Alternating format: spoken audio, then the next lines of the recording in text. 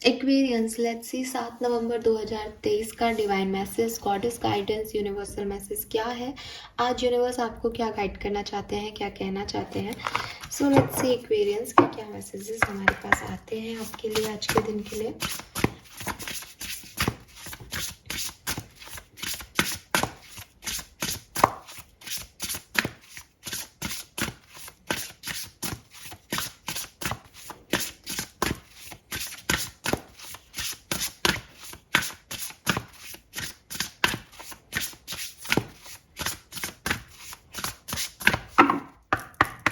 Fine. So we have Bitch Fire number 16. Okay, so आज 7th of November है और 16 number की energy है. So काफ़ी significant डे आज का दिन हो सकता है आपके लिए.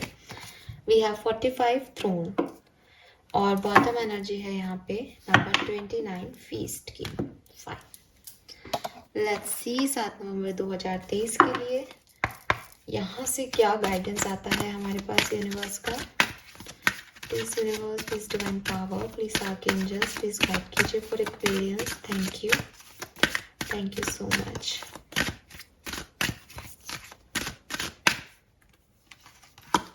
So we have inner goddess and past life. Okay. और overall energy है don't back down. Fine.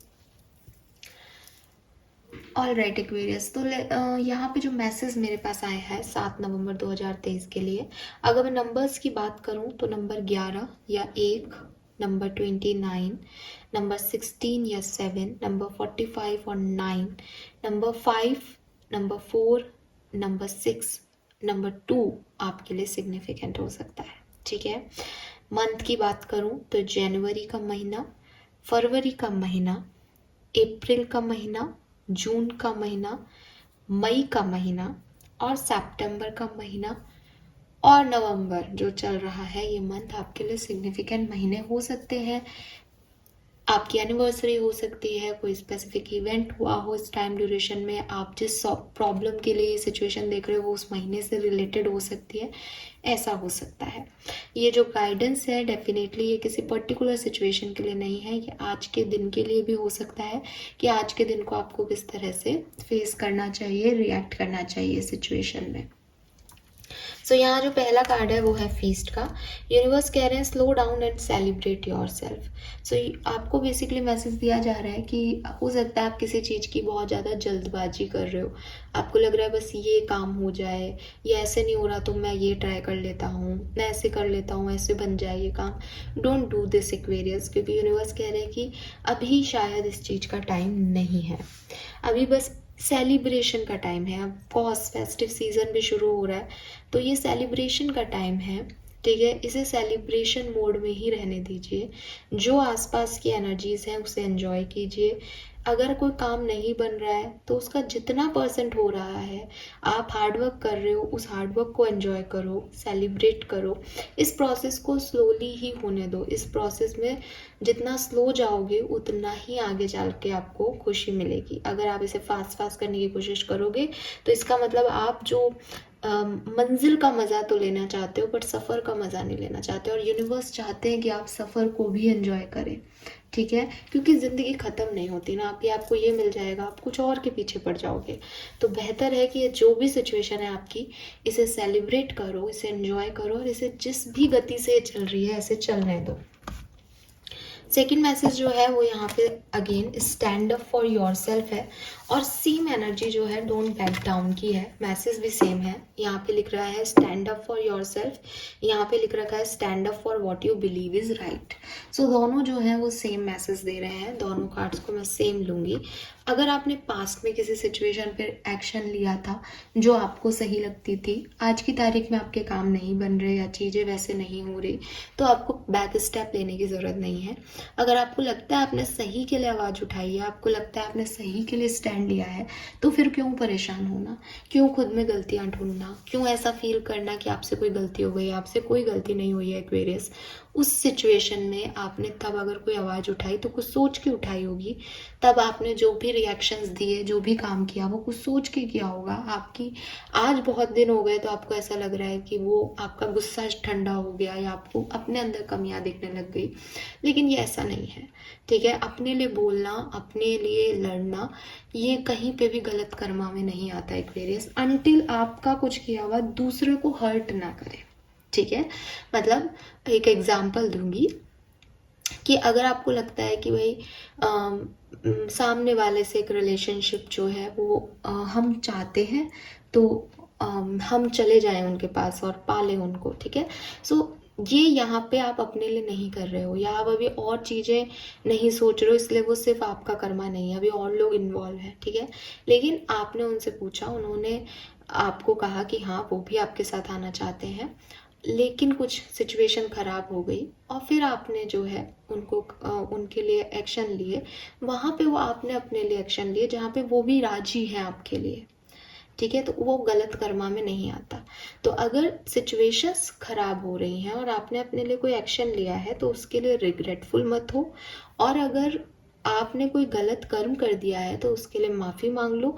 लेकिन एक बार ये सोचने की ज़रूरत भी है कि आपने अपने लिए एक्शन लिया था और दूसरों को उस चीज़ में पूरी स्पेस दी थी, या आपने अपने लिए सेल्फिश होकर एक्शन लिया था। सेल्फिश होकर एक्शन लिया था तो रिग्रेट होना चाहिए।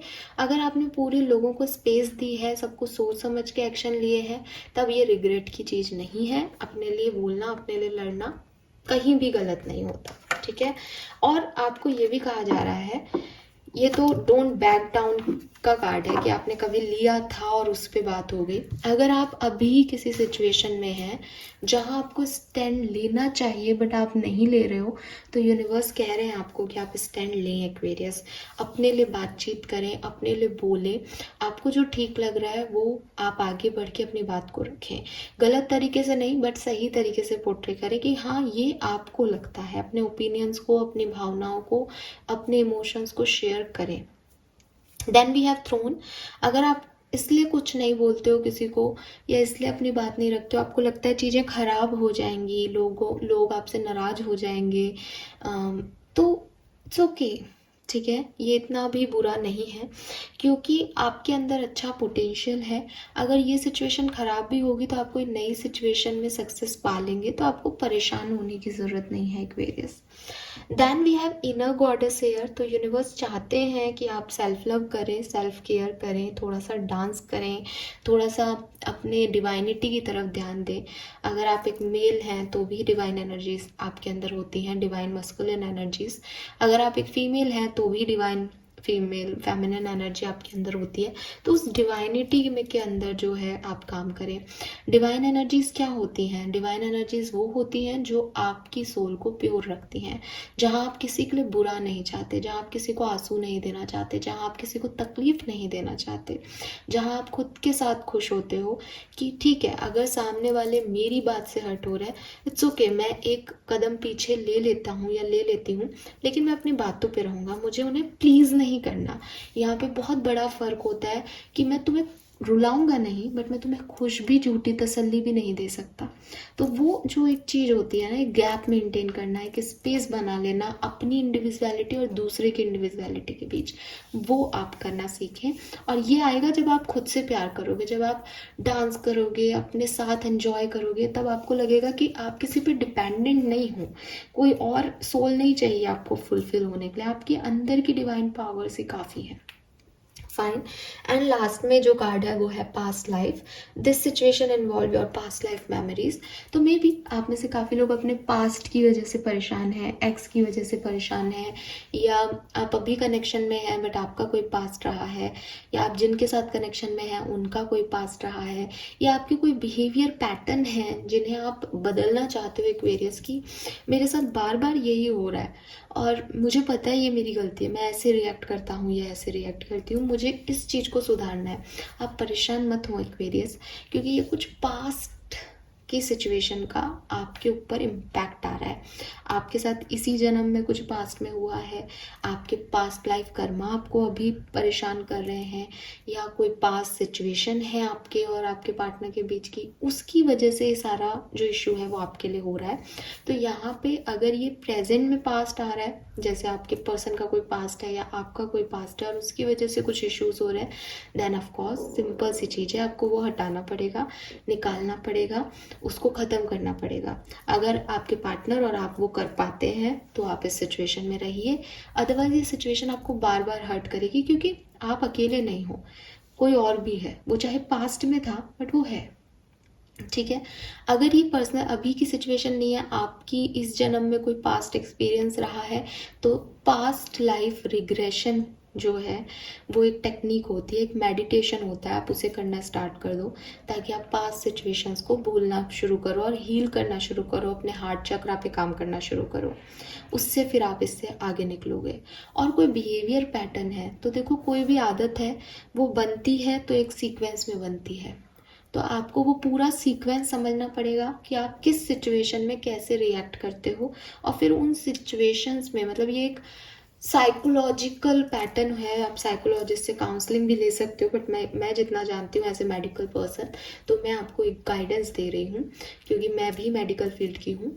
तो उसमें क्या होता है कि हम सोचते हैं कि मैं इस सिचुएशन पे ट्रिगर हो जाता हूँ, मुझे ये सिचुएशन पे ट्रिगर नहीं होना, हम सिर्फ इतना काम करना चाहते हैं, लेकिन एक्चुअली में साइकोथेरेपी सिर्फ इतना सा काम नहीं करती कि जिस सिचुएशन पे ट्रिगर हो रहे हैं उस सिचुएशन में ट्रिगर को हटाया जाए। काम होना शुरू होता है कि वो सिचुएशन कहाँ से आती है, वो पैटर्न कहाँ से आ रहा है, और फिर आपका पैटर्न, बिहेवियर पैटर्न कहाँ से, उसमें कौन सा पार्ट है जो आपको ट्रिगर कर रहा है। सो सिर्फ अगर आप शॉर्ट करोगे तो कभी ठीक नहीं हो पाएगा, आपको ये देखना पड़ेगा कि वो पैटर्न्स आपकी लाइफ में कैसे आ रहे हैं, क्योंकि वो मॉडिफाई होके कभी भी आ सकते हैं। अगर सिर्फ एक ट्रिगर पे काम करोगे तो कभी ठीक नहीं हो पाएगा वो सिचुएशन, इसलिए वो पैटर्न, वो सीक्वेंस ही चेंज करना पड़ेगा कि कहाँ से जुड़ते हैं उसके तार, वो पूरा सिचुएशन जो है वो समझना पड़ेगा। अपने आसपास के लोगों को भी कहना पड़ेगा कि भाई इस तरह की सिचुएशन में ये चीज़ हो रही है, तो ये मैं तो कर ही रहा हूँ, आप लोग भी सुधारो कि उस सिचुएशन को मेरे सामने दूसरे तरीके से लाया जाए। तो धीरे धीरे आप जो है, क्योंकि पैटर्न आदत बनती है तो आदत तोड़ी भी जा सकती है, तो वो पूरा उसमें टाइम लगेगा, बट ये हो सकता है। सो कुछ पास्ट एक्सपीरियंसेस, कुछ पास्ट लाइफ इश्यूज आपको अफेक्ट कर रहे हैं प्रेजेंट में, इसका सॉल्यूशन भी उन्हीं में है, और कैसे भी ये चीज़ें हील नहीं होंगी Aquarius. Fine, so this is all for you. Thank you so much reading को देखने के लिए। चैनल को लाइक और सब्सक्राइब कीजिएगा। Bye bye.